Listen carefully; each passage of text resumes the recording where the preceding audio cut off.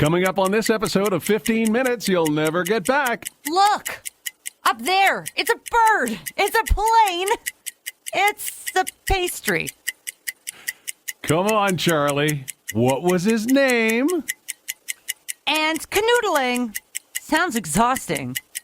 I'm Dale. And I'm Charlie. All that and more, this time on 15 Minutes You'll Never Get Back. Quick, name the boy that you broke up to that song. Or who broke up with me. Yep. His name was Jeff Wright. I'm still heartbroken.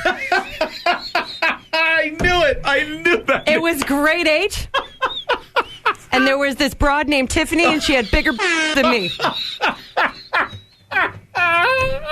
Thanks for bringing that up. I'm not even kidding. I hated her. She still has bigger than me. And now you're just stuck working with a big... Hey, why did the frog cross the road? Didn't. Got ran over.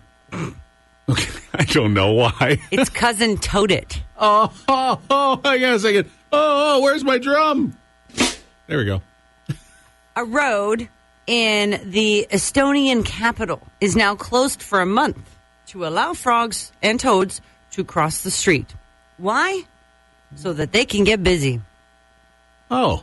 So, I mean, we have we have turtle crossings here. Yeah, but we have also tunnels they've made. They have. And they funnel the toads, the frogs, and the turtles by corralling them and then pushing them into this tunnel, which goes under main roads. I've seen them. Well, apparently in Estonia, they are behind the times and have not done that yet. Really? So, because of the pandemic, before, there were volunteers or passerbys that would stop and help the toads across the road. Yeah. They said they have saved probably about 97,000 toads and frogs over the course of the last few years, but because of restrictions, they had to basically close the road or else all the toads would get squashed and they wouldn't mate, and then there wouldn't be little tadpoles running around. What? It's a sad story. Shut up. First of all, I don't want to get all scientific on you, but I don't think you'd ever see a tadpole running anywhere. Oh yeah, right. Okay, well, they're swimming, whatever. So remember how we were talking about how this summer is going, hopefully, to look a little bit more normal. People will be vaccinated, things like that, where the summer of 2021 is going to essentially be like the roaring 20s. Oh, I hope so. I'd just be happy if it just went back to 2019, which was a meh summer. But you know what? I'll take meh now. Look where our bar is. I know, right? So single people are calling this summer the slutty summer, or the slutty summer, or the whole 20s. Oh! So no matter what we call it, the, I guess, 1967 summer of love isn't going to have anything on the summer of 2021. Sorry. I was just online. I just bought an extra 1,000 shares in Trojan. New business venture, both crazy and I think brilliant at the same time. Although not something that I would probably partake in. But a Dallas woman has opened up a tickle bar. Whoa. A tickle bar? Where you pay to have someone tickle you. Haley Coleman just opened this tickle bar, an establishment that sounds exactly the way it sounds. So really? Patrons can pay between $40 or $60, depending on the length of session. Mm-hmm. After which you'll receive a glass of wine to be taken to your very own Moroccan-style tickle tent and receive any kind of tickle you want. Hair play, back tickles, or both. There are 2 lengths of the session available. 25 or 50 minutes of tickle time. And you have the option to go shirtless if you so desire. So it's just regular tickling. Do you have to pay extra for like a feather? Meanwhile, elsewhere in the world, researchers have actually been studying the effects of Viagra on the brain, and new tests suggest the drug targets some of the proteins that accumulate in this type of dementia. So things are looking up. I was wondering how you were going to work that in. Work like this is pretty exciting. Yes. Says experts, because Repurposing an existing drug could be quicker, simpler, and cheaper than finding and developing a whole new brand of treatment. Mm-hmm. Fun fact about Viagra. Mm-hmm. It was originally designed as a heart drug. That was its main action, improving blood flow by relaxing or widening blood vessels. Yeah. Doctors then discovered it had similar effects elsewhere on the body. Yes. So experts think now that this little blue pill could do other things for other parts of the body. So it almost acts like a blood thinner in a sense. Mm-hmm. So I guess you could say Viagra is going to be pretty stiff competition for aspirin. So yesterday I got some of my stuff done because I thought the weather's going to be kind of meh today. Right. Had to do some running around doing some shopping. I think I was telling you about this. And I said I got to stop around and pick up a few things here and there at some of the different stores, Costco being one of them. And it scares me right now. Sorry, it's too intimidating. It's too around intimidating. Christmas, don't get me started. Well, that's why. I mean, I thought, you know what? I'm not going to be going there now. I'm out. I'm done now till like the new year. Okay? I got everything I needed.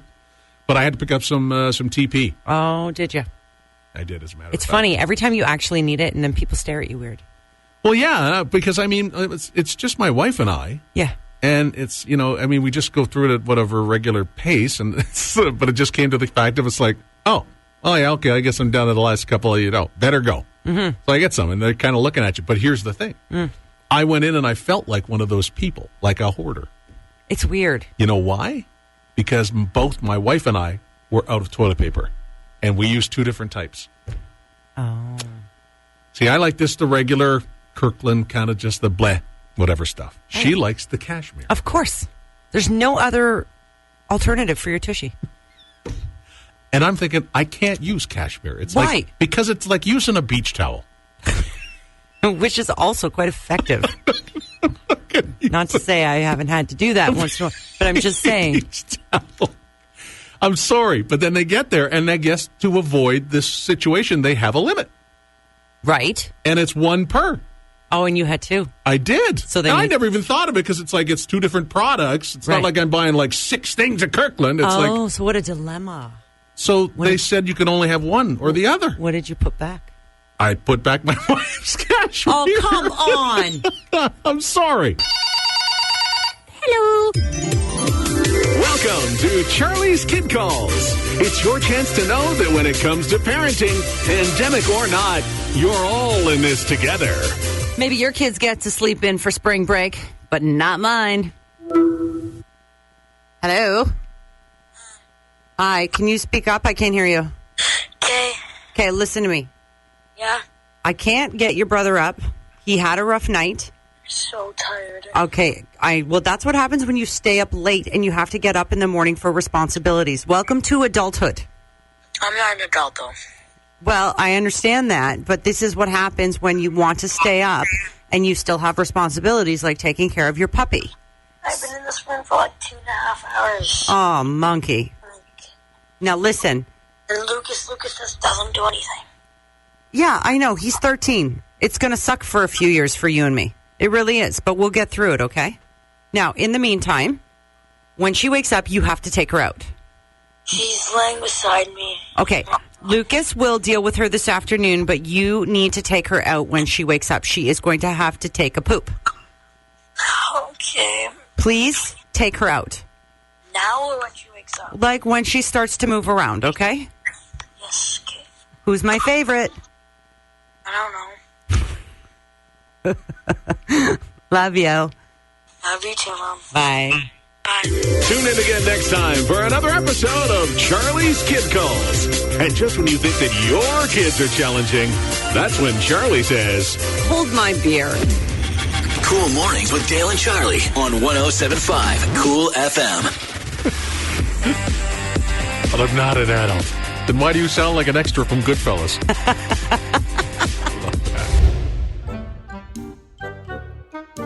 Hello, I'm Dale Smith. Welcome to another episode of Funny Things That Adults Do. Bringing a book to the beach and not actually reading it.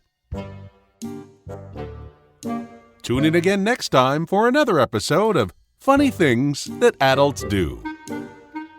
Yeah, I might, yeah. You're not going to barf. I might. No, you're fine. So yesterday, I'm perusing Facebook, and one of my friends put this juice cleanse up. Mm-hmm. And, she's a stunning lady. And I figured, well, crap, if it works for her, I'm going to give it a go. Because Charlie's a stunned lady. Funny. So it's Asian pears, it's celery, it's cucumber, it's kale. Oh, there's the magical kale. A little bit of mint and some water, and you blend all that up, and you have a glass of green stuff. So I need you to try it. It's said to be great. It's a cleanser. Booster juice. This stuff looks like booger juice. It really does a little bit. I know. But anyway, it's just... Don't tip it. Don't tip it. For God's sakes, you're going to tip it. I can't drink that. It's fine. What the hell is that? Look, it's fine. No, did you take a picture of this? No, I will. I'm going to post it. Take a picture of this. I will. Take a picture of it before I drink it. No, I will. You're not going to drink all of it, right? The smell is even hitting me in the nose. Take a sip. Take a sip. I feel like I'm talking to my 8-year-old. Take a sip. Oh. Take a sip. I don't want to. Take a sip or no Fortnite. There you go. Good boy. Huh? No, it tastes like grass clippings. That's what everybody keeps telling me. It's like I scraped off the bottom of my lawnmower. That's exactly. Put it in a glass with a little water. Exactly what everyone said in my house last night. That is horrific. It's not horrific. It's good for you. No, I don't care. There's a lot of things that are good for me. I'd just rather take the consequences of not being healthy. That's what it takes. I'll just roll the dice and take my chance. I just wonder, how many people go to this kind of effort, regardless of the taste, to try to do these cleanses and feel better? Yeah, you can put a price on vanity, and it's called green snot in a glass. We're always finding a little news that you need to know. On Tuesday of last week, a Polish woman called the local Animal Welfare Society with concerns of what she believed was an animal trapped in a tree near her apartment. Okay? Mm-hmm. It's been sitting in a tree for about 2 days, she proclaimed. People around the area, in fact, were afraid to open their windows because they couldn't identify what this was, this animal. And it was just sitting there for 2 days? For 2 days. So according to the Animal Rescue Organization's Facebook page and spokesperson, identified only as Adam, the team tried to help the panicked woman identify what kind of animal was stuck in that tree. All right. So they suggested maybe it was a sick bird of prey. The woman thought, in fact, it was an iguana. An iguana in Poland? Unless it's a pet well, that's the escaped thing, from right? somebody's house, right? That's why they were freaked out. They didn't know what this thing was. All right. So the Animal Patrol finally comes out to determine that it was a croissant. A croissant? It was a croissant.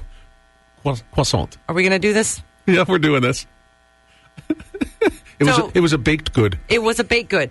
So the Animal Patrol guys hypothesized that the French pastry either fell out of a window or was tossed up with somebody trying to feed a bird. In case you were wondering, the croissant came out of the incident unscathed. It's still buttery delicious.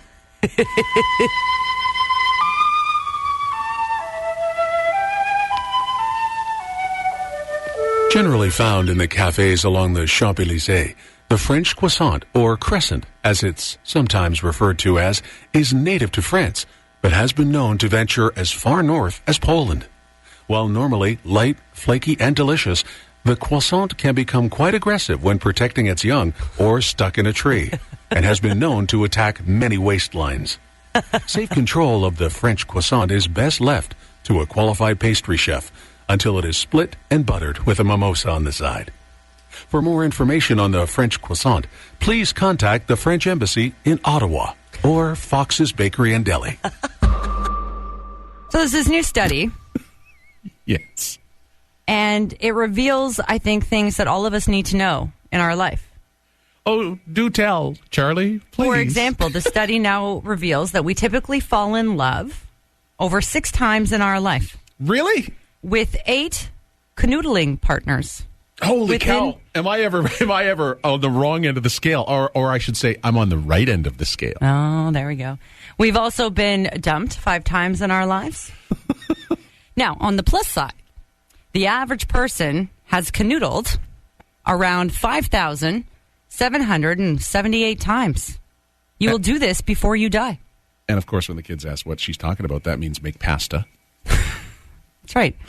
So if you break this down, it means that you're making pasta twice a week for the next 65 years. That's Good Lord. That's a lot of Alfredo sauce.